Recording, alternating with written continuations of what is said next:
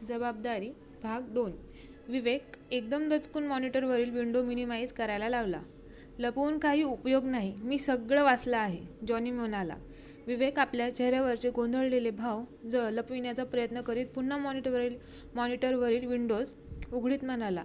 बघ तर, तिने मेलसोबत काय अटॅचमेंट पाठवलेली आहे.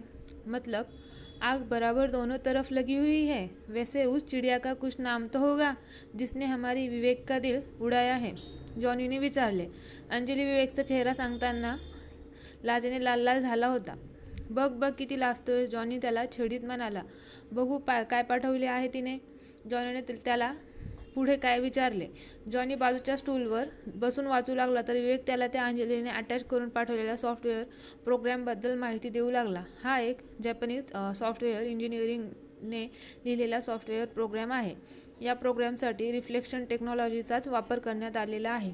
जेव्हा आपण कम्प्युटरच्या मॉनिटरसमोर बसलेले असू तेव्हा जो प्रकाश आपल्या चेहऱ्यावर पडतो तो वेगवेगळ्या रंगात विभागला जाऊन मॉनिटरवर परावर्तित होतो. या सॉफ्टवेअर प्रोग्रामद्वारा परावर्तित झालेल्या किरणांची तीव्रता एकत्र करून त्याला या टेक्नॉलॉजीच्या सहाय्याने फोटोमध्ये परिवर्तित केलं जाऊ शकतं. म्हणजे जर तुम्ही या प्रोग्रामला रन कराल तर मॉनिटरवर पडलेल्या परिवर्तनाच्या तीव्रतेला एकत्रित करून हा प्रोग्राम तुमचा फोटो तयार करू शकतो. पण फोटो काढताना फक्त एवढं लक्ष ठेवावं लागतं की तुम्ही बरोबर मॉनिटरच्या अगदी समोर समांतर आणि समानांतर बसलेले आहात. मॉनिटर आणि तुमच्या चेहऱ्यात जर तिरपा कोन झाला तर फोटो बरोबर येणार नाही. म्हणजे हे सॉफ्टवेअर फोटो काढते तर, जॉनीने विचारले. हो, हे बघ, आत्ताच थोड्या वेळापूर्वी मी माझा फोटो काढलेला आहे. विवेकने कॉम्प्युटरच्याच त्याचा फोटो उघडून दाखवला. अरे वा, एकदम बढिया. जर असं असेल तर कॅमेरा विकत घ्यायची गरजच पडणार नाही, जॉनी आनंदाने म्हणाला. तेच तर, विवेकने दुजोरा दिला. थांब, मला जरा बघू दे, मी माझा फोटो काढतो, जॉनी मॉनिटरच्या समोरच्या स्टूलवरून विवेकला उठवीत तिथे स्वतः जाऊन बसत म्हणाला. जॉनीने स्टूलवर बसून माऊस कर्सर मॉनिटरवर इकडे तिकडे फिरवत विचारले. आता काय करायचं. काही नाही, फक्त ते स्नॅपचं बटन दाबायचं.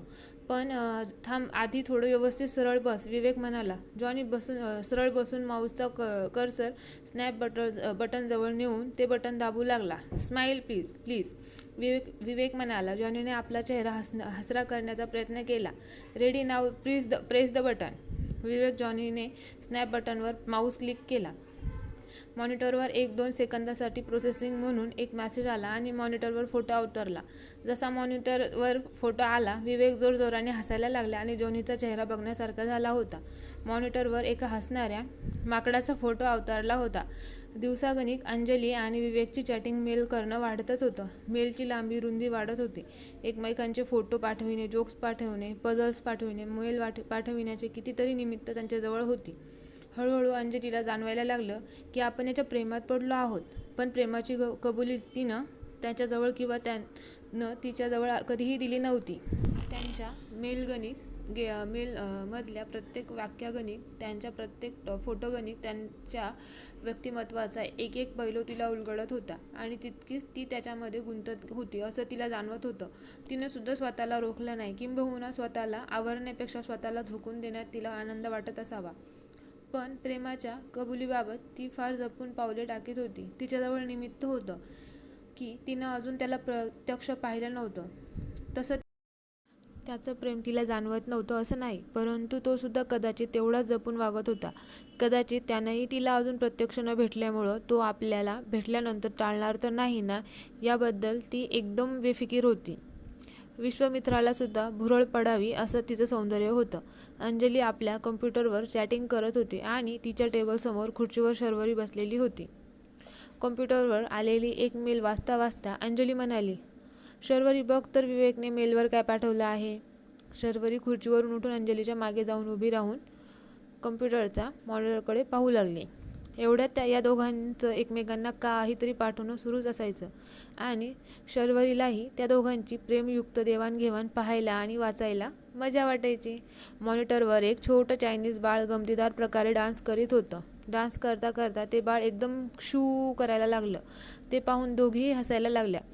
कुठून हा काही शोधतो, अंजली म्हणाली. हो ना, मी तर किती इंटरनेटवर सर्फ करते, पण माझ्या पाहण्यात हे ॲनिमेशन कधीच कसं आलं नाही, शर्वरीने दुजोरा दिला.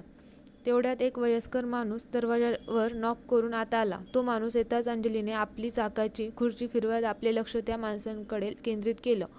शर्वरी तिथून निघून गेली. तो वयस्कर माणूस तिच्या टेबलाच्या समोर खुर्चीवर बसताच अंजली म्हणाली, बोला आनंदजी. मॅडम, इंटेल कंपनीने आपल्या सगळ्या कोलॅबरेटर्स सोबत एक मीटिंग ठेवलेली आहे. आता थोड्या वेळापूर्वी त्यांचा फॅक्स आला आहे. त्यांनी मीटिंगची तारीख आणि व्हेन्यू आपल्याला पाठविला आहे आणि सोबतच मीटिंगचा अजेंडाही पाठविलेला आहे. आनंदजींनी माहिती पुरवली. कुठे ठेवली आहे मीटिंग? अंजलीने विचारले. मुंबईला 25 तारखेला. म्हणजे येणाऱ्या सोमवारी. आनंदजी कॅलेंडरकडे बघत म्हणाले. अंजलीही विचार केल्यासारखं करीत कॅलेंडरकडे बघत म्हणाली, ठीक आहे. कन्फर्मेशन फॅक्स पाठवून द्या आणि मोनाला माझे सर्व फ्लाईट आणि हॉटेल बुकिंग डिटेल्स द्या. ठीक आहे मॅडम. आनंदजी उठून उभे राहत म्हणाले. आनंदजी तिथून निघून गेले. तसं अंजलीने आपली चाकाची खुर्ची गरकन फिरवून आपलं लक्ष कम्प्युटरकडे केंद्रित केलं. तिच्या चेहऱ्यावर आनंद ओसळत होता. पटकन तिने मेल प्रोग्राम उघडला आणि घाईघाईने ती मेल टाईप करायला लागली. विवेक, असं वाटतं की लवकरच आपल्या नशिबात भेटणं लिहिलेलं आहे. विचार कसं? काहीतरी क्लायमॅक्स राहायला पाहिजे ना. पुढच्या मेलमध्ये सगळे डिटेल्स पाठवीन. Bye for now. Take care. Anjali. अंजलीने पटापट कम्प्युटरचे 2-4 बटन दाबून शेवटी एंटर दाबला. कम्प्युटरच्या मॉनिटरवर मेसेज अवतरला. Mail send. विवेक सायबर कॅफेमध्ये आपल्या कम्प्युटरवर बसला होता. पटापट हाताची सफाई करून काही जादू केल्यागत त्याने गुगल मेल ओपन करताच त्याला अंजलीने मेल आलेली दिसली. त्याचा चेहरा आनंदाने चमकायला लागला. त्याने एक क्षणही न दवडता पटकन डबल क्लिक करून ती मेल उघडली आणि वाचायला लागला. विवेक, 25 तारखेला सकाळी 12 वाजता एका मीटिंगसाठी मी मुंबईला येत आहे. 12:30 वाजता हॉटेल ऑबेरॉयला पोहोचेन आणि मग फ्रेश वगैरे होऊन 1 वाजता मीटिंग अटेंड करेन. मीटिंग 3 ते 4 वाजेपर्यंत संपेल. तू मला बरोबर 5 वाजता वर्सोवा बीचवर भेट. Bye for now. Take care. विवेकने मेल वाचली आणि आनंदाने उठून उभा राहिला. यस म्हणून ओरडला. सायबर कॅफेतले बाकीजण काय झालं म्हणून त्याच्याकडे आश्चर्याने पाहू लागले. तेव्हा तो भानावर आला आणि लाजून खाली बसला. तो पुन्हा आपल्या रिसर्चच्या संदर्भात इंटरनेटवर सर्च इंजिनवर माहिती शोधू लागला. पण त्याचं कशातच लक्ष लागत नव्हतं. केव्हा एकदा तो दिवस उजाडतो की ज्या दिवशी अंजली मुंबईला येते आणि आपण तिला वर्सोवा बीचवर भेटतो. असं त्याला झालं. वर्सोवा बीच त्याच्या डोक्यात आलं. पण त्या बीचचं त्याच्या डोक्यात चित्र उभं राहीना. कारण तो तिथे कधी गेला नव्हता. वर्सोवा बीचचं नाव तो ऐकून होता, पण तो कधी तिथे प्रत्यक्षात गेला नव्हता. तसं तो मुंबईला राहून PhD करीत होता खरा, पण तो कधी जास्त फिरत नसे. मुंबईची बरीच ठिकाणं त्याने पाहिली नव्हती. इथे बसल्या बसल्या काय करावं म्हणून त्याने गुगल सर्च ओपन केलं आणि त्यावर वर्सोवा बीच हे सर्च स्ट्रिंग दिलं. इंटरनेटवर बरीच माहिती, फोटो, जाण्याचे मार्ग अवतरले. त्याने ती माहिती वाचून जाण्याचा मार्ग नक्की केला. आता अजून काय करावं? त्याचं डोकं नुसतं सुन्न झालं होतं. चला, तिने पाठविलेल्या जुन्या मेल वाचाव्यात आणि तिचे फोटो पाहावेत म्हणून तो एक एक करून तिच्या जुन्या मेल्स वाचू लागला. मेलच्या तारखांवरून त्याच्या लक्षात आलं की त्याचं प्रकरण तसं जास्त जुनं नव्हतं. आज जेमतेम 1 महिना झाला होता जेव्हा ती प्रथम त्याला चॅटिंगवर भेटली होती. पण त्याला त्यांची ओळख कितीतरी वर्ष जुनी असावी असं वाटत होतं. त्यांनी एकमेकांना पाठविलेल्या मेल्स आणि फोटोंवरून त्यांना एकमेकांचा पुरता अंदाज आला होता. स्वभावातल्या बऱ्याच खोचाही कळाल्या होत्या. ती आपण कल्पना केल्याप्रमाणेच असणार ना? त्याच्या डोक्यात एक प्रश्न डोकावून गेला की भेटल्यानंतर आपण कल्पना केल्याचा एकदम विपरीत कोणीतरी अनोळखी आपल्यासमोर उभं राहायचं. चला, प्रत्यक्ष भेटल्यानंतर ती शंका तरी दूर होऊन जाईल. त्याने तिच्या फोटोचा अल्बम चाळता चाळता विचार केला. अचानक त्याला त्याच्या मागे कुणीतरी उभं आहे याची चाहूल लागले. त्याने वळून पाहिलं तर जॉनी गालातल्या गालात हसत त्याच्याकडे पाहत होता. साल्या, आता प्रकरण एवढंच आहे तर तुला आजूबाजूचं भानही राहत नाही. लग्न झाल्यावर तुझी काय स्थिती होते काय माहीत. जॉनी त्याला छेडीत म्हणाला. अरे, तू केव्हा आलास? विवेक आपल्या चेहऱ्यावरचे गोंधळल्याचे भाव लपवीत काहीतरी बोलायचं म्हणून बोलला. पूर्ण अर्धा तास तरी झाला असेल. लग्न झाल्यावर तू आम्हाला नक्कीच विसरणार असं दिसतं. जॉनी पुन्हा त्याची छेड काढीत म्हणाला. अरे नाही यार, असं कसं होईल? कमीत कमी तुला तरी मी विसरू शकणार नाही. विवेक त्याच्यासमोर आलेल्या पोटात एक गुद्दा मारण्याचा आविर्भाव करीत म्हणाला. अंजली वर्सोवा बीचवर येऊन विवेकची वाट पाहायला लागली. तिने एकदा घड्याळाकडे बघितलं. त्याला यायला अजून वेळ होता म्हणून तिने समुद्राच्या काठावर उभं राहून समुद्रावर दूरवर एक नजर फिरवली. नजर फिरवता फिरवता तिचे मन भूतकाळात डोकावू लागले. तिच्या मनात तिच्या बालपणीच्या आठवणी उचंबळून यायला लागल्या. वर्सोवा बीच हे अंजलीचं मुंबईतलं आवडतं ठिकाण. लहानपणी ती तिच्या आई-वडिलांसोबत इथे नेहमी येत असे. तिला तिच्या आईवडिलांच्या आठवणीने दाटून येत होते. आता जरी हा समुद्रकिनारा स्वच्छ वाटत नसला तरी तिच्या लहानपणी तो आतापेक्षा बराच स्वच्छ होता. समोर समुद्राच्या लाटांचा आवाज अजूनच तिच्या हृदयात कालव करीत होता. तिने मनगटावरच्या घड्याळावर पुन्हा एक नजर टाकली. विवेकला तिने संध्याकाळी 5ची वेळ दिली होती. 5 वाजून गेले तरी तो अजून कसा आला नाही. तिच्या मनात प्रश्न डोकावून गेला. कुठे ट्रॅफिकमध्ये अडकला असेल. मुंबईचे ट्रॅफिक म्हणजे कधी माणूस कुठे अडकेल काही नेम नसतो. तिने पुन्हा स्वभावावर आपली नजर फिरवली. समोर किनाऱ्यावर एक मुलगा समुद्राच्या किनाऱ्यावर रेतीसोबत खेळत होता. ते पाहून पुन्हा तिच्या मनाने भूतकाळात झेप घेतली आणि ती पुन्हा बालपणाच्या आठवणीत बुडून गेली. ती जेव्हा 12-13 वर्षाची असेल जेव्हा ती आईवडिलांसोबत याच बीचवर आली होती. ती, तिचे आई आणि वडील, तो मुलगा जिथे खेळत होता जवळपास तिथेच वाळूचा किल्ला बनवत होते. तेवढ्यात तिचे वडील तिला म्हणाले होते, "बघ अंजली, तिकडे तर बघ." समुद्राच्या किनाऱ्यावर एक मुलगा काहीतरी वस्तू समुद्रामध्ये दूरवर फेकण्याचा आटोकाट प्रयत्न करीत होता. तो मुलगा ती वस्तू जोरात आत समुद्रात फेकत होता. पण समुद्राच्या लाटा त्या वस्तूला पुन्हा किनाऱ्यावर आणून सोडीत. तो मुलगा पुन्हा त्या वस्तूला समुद्रामध्ये खूप दूरवर फेकण्याचा प्रयत्न करीत आणि पुन्हा त्या लाटा त्या वस्तूच्या काठावर आणून सोडीत. मग तिचे वडील तिला म्हणाले होते, "बघ अंजली, तो मुलगा बघ, तो ती वस्तू समुद्रात दूरवर फेकण्याचा प्रयत्न करतो आणि ती वस्तू पुन्हा किनाऱ्यावर येते." माणसाच्या जीवनात दुःख आणि सुखांचं असंच असतं. माणूस जसं आपल्या जीवनातील दुःखाला दूर सारण्याचा प्रयत्न करतो त्या वेळेपुरतं वाटतं की आता दुःख पुन्हा कधीच येणार नाही. पण दुःखाचं त्या वस्तूसारखं असतं. जितके तुम्ही त्याला दूर फेकण्याचा प्रयत्न करणार ते पुन्हा तेवढ्याच जोराने किनाऱ्यावर येणार. आता बघतो मुलगा थोड्या वेळाने आपल्या खेळण्यात गुंग होईल आणि त्या वस्तूला तो पूर्णपणे विसरून जाईल. मग जेव्हा त्याला त्या वस्तूची आठवण येईल ती वस्तू त्याला किनाऱ्यावर शोधून सुद्धा सापडणार नाही. तसंच माणसाने दुःखामागे न गुरफटता सुख दुःखांना स्थितप्रज्ञतेने जर तोंड दिलं तर त्याला दुःखांचा त्रास होणार नाही. There will be pain but to suffer or not to suffer will be up to you. तिला आठवत होते की तिचे वडील कसे छोट्या गोष्टीतून खूप काही बोलून जायचे. जेव्हा अंजली आपल्या आठवणीच्या तंद्रीतून बाहेर आली, तिच्यासमोर विवेक उभा होता. उंच पुरा, धडधाकट, चेहऱ्यावर स्मित हास्य आणि त्याच्या प्रत्येक हालचालीवर ओसंडणारा अपूर्व उत्साह. तिने पाहिलेल्या फोटोतल्यापेक्षा कितीतरी देखणा तो वाटत होता. ते एकमेकांना पहिल्यांदाच भेटत असल्यामुळे दोघांचे चेहरे आनंदाने उजळलेले होते. दोघेही एकमेकांकडे नुसते एकटक बघत होते. अंजली आणि विवेक दोघं कितीतरी वेळ नुसते एकमेकांकडे पाहत होते. त्याने न राहून तिला प्रेमाने आपल्या घट्ट मिठीत ओढून घेऊन उचलले. अंजली ड्राईव्ह करीत होती आणि गाडीत समोरचं तिच्या शेजारच्या सीटवर विवेक बसला होता. अंजली उतरून हॉटेलमध्ये जाऊ लागली आणि विवेक ही उतरून तिच्यासोबत हॉटेलमध्ये जाऊ लागला. हॉटेलचा स्वीट जसा जवळ येऊ लागला एक अज्ञात भावनेने अंजलीच्या हृदयाची गती वाढू लागली. इतक्या दिवसात रात्री अचानक वाईट स्वप्नातून जागी झाल्यानंतर तिला प्रथम त्याच्या हाताचा एक मोठा आधार वाटला होता. अंजली चिंताग्रस्त तिच्या खुर्चीवर बसली होती. तिच्या समोरच्या खुर्चीवर शर्वरी बसली होती. "ठीक आहे, मी आता पाठवून देते." आनंदजी पायऱ्या चढत वर म्हणाले. शर्वरीला आनंदजीचा निरोप मिळाल्याबरोबर ती ताबडतोब अंजलीने कॅबिनमध्ये हजर झाली. जर तरी तो अडून राहिला तर आपण यातून काहीतरी दुसरा मार्ग काढूया, शर्वरी तिला धीर देत म्हणाली. सायबर कॅफेमध्ये आपापल्या क्युबिकल्समध्ये लोक आपापल्या इंटरनेट सर्फिंगमध्ये बिझी होते. शर्वरी आलटून पालटून एकदा मॉनिटरकडे तर दुसऱ्यांदा अंजलीच्या आश्चर्याने उघडलेल्या राहिलेल्या तोंडाकडे बघत होती.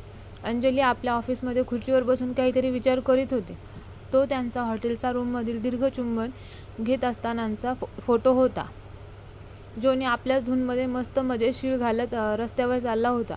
तेवढ्यात त्याला मागून अनपेक्षितपणे कुणीतरी आवाज दिला. अंजली 2 पावले पुन्हा आत आले.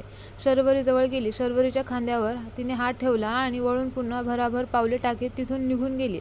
घनदाट जंगल, जंगलात चोहूबाजूकडे वाढवलेली उंच उंच झाडे दिसत होते. जणू तिथून निघून जाणे हे त्या व्यक्तीसाठी त्या नोटावर लवकरात लवकर कायमचा हक्क मिळवण्यासारखे होते. त्या मनाला सलणाऱ्या नव्हे, मनाला पूर्णपणे उद्ध्वस्त करू पाहणाऱ्या प्रसंगाला आता 10 ते 15 दिवस तरी झाले असतील.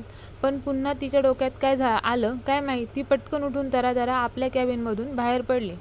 Ethical hacking competition organiser Net Secura असा मोठ्या अक्षरात लिहिलेल्या बॅनर स्टेजवर लावला होता. पण स्टेजवर बसलेली अंजली त्यांचं भाषण ऐकता ऐकता केव्हा आपल्याच विचारात बुडून गेली हे तिला कळलेच नाही. अंजली आणि शर्वरी कॉफी हाऊसमध्ये एकमेकांसमोर बसल्या होत्या आणि दोघीही आपापल्या विचारात मग्न हळूहळू कॉफीचे छोटे छोटे सिप घेत कॉफी पित होत्या. पुन्हा कॅमेऱ्याच्या फ्लॅशच्या विजा चमकू लागल्या. अनघा जशी स्टेजवरून खाली उतरून आपल्या जागेवर परतली, अँकरने पुन्हा माईकचा ताबा घेतला. लक्षात ठेवा, मला अरेस्ट करणं तुम्हाला महाग पडणार आहे. जाता जातो तो कडाडला. कॉन्स्टेबल जेव्हा अतुलला तिथून घेऊन गेला आणि अतुल सगळ्यांच्या नजरेआड झाला तेव्हा कुठे हॉलमध्ये लोकांमध्ये कुजबूज सुरू झाली. एवढी प्रस्तावना करून इन्स्पेक्टर प्रत्यक्ष केसच्या संदर्भात हकीकत सांगू लागले. एका खोलीत अतुल आणि ॲलेक्स राहत होते. 23 वर्ष म्हणजे फार नाजूक वय असतं. मासा प्रेमाच्या जाळ्यात अडकून काहीही करू शकतो. अतुल गूढपणे गालातल्या गालात हसत म्हणाला. जवळजवळ मध्यरात्र उलटून गेली होती. अतुलच्या खोलीचा लाईट बंद होता. यार अतुल, यू आर जिनियस. आता ॲलेक्सच्या अंगातही उत्साह संचारला होता. वर्सोवा बीचवर अंजली विवेकची वाट पाहत होती आणि इकडे मोठमोठ्या दगडांच्या मागे लपून अतुल आणि ॲलेक्स आपापले कॅमेरे तिच्यावर खिळवून विवेकच्या येण्याची वाट पाहू लागले. This is the special camera my dear, Atul म्हणाला आणि तो त्या स्पेशल कॅमेराद्वारे हॉटेलच्या रूममधील सगळे फोटो घेऊ लागला. संध्याकाळची वेळ होती. अतुल सकाळपासूनच अजूनही त्याच्या खोलीत त्याच्या कॉम्प्युटरवर बसलेला होता. विवेकने पटापट कॉम्प्युटरच्या मॉनिटरकडे उघडे असलेले सगळे वेब पेजेस बंद केले आणि त्या माणसाच्या मागे मागे सायबर कॅफेतून बाहेर पडला. त्या माणसाच्या मागे सायबर कॅफेच्या बाहेर जाता जाता विवेकच्या डोक्यात विचारांची गर्दी झालेली होती. ॲलेक्स समोर आणि त्याचे 2 साथीदार त्याच्या मागे मागे खोलीच्या बाहेर गेले. त्याने खोलीला बाहेरून कुलूप लावून त्याची चावी त्या दोघांपैकी एकाजवळ ठेवण्यास बजावले आणि ॲलेक्स तिथून निघून गेला. सकाळची वेळ होती. एका खोलीत अतुल कॉम्प्युटरवर बसला होता आणि ॲलेक्स त्याच्या शेजारीच बसला होता. Mona sent Sharvari in immediately. संध्याकाळची वेळ होती. अतुल एका खोलीत कॉम्प्युटरवर बसलेला होता. म्हणजे मी आणि विवेकच्या व्यतिरिक्त तिसरा कुणीतरी आहे जो हे मेल अकाउंट्स उघडतो आहे आणि होऊ शकतो हा तो तिसराच असावा जो आपल्याला ब्लॅकमेल करतो आहे. पण तो तिसरा आहे तरी कोण? कॉन्फरन्स रूममध्ये अंजली, इन्स्पेक्टर कवलजीत आणि शर्वरी बसलेले होते. अतुल गाडीतून उतरला आणि सायबर कॅफेच्या दिशेने निघाला. ॲलेक्सने गाडी समोर नेली आणि पुढच्या चौकात वळवून तो भरधाव वेगाने पुढे निघून गेला. अतुल सायबर कॅफेत एका कम्प्युटरच्या समोर बसला होता. त्याने चॅटिंग सेशन उघडलं आणि अंजली ही चॅटिंग रूममध्ये आहे हे पाहून तिच्याशी चॅटिंग सुरू केली. Don't worry, Thane police have already started to raid the location, inspector म्हणाले.